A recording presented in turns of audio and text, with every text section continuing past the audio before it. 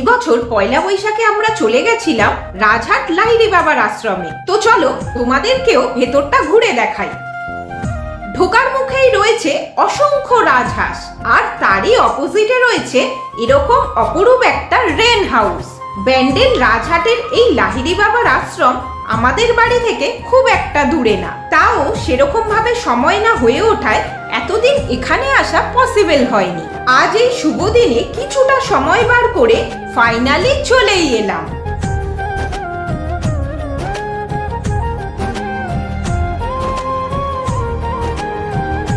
আশ্রমের রেস্ট্রিকশনের কারণে তোমাদের ভেতরটা ভিডিওতে দেখাতে পারলাম না। কখনো সময় পেলে একবার ঘুরে যেও।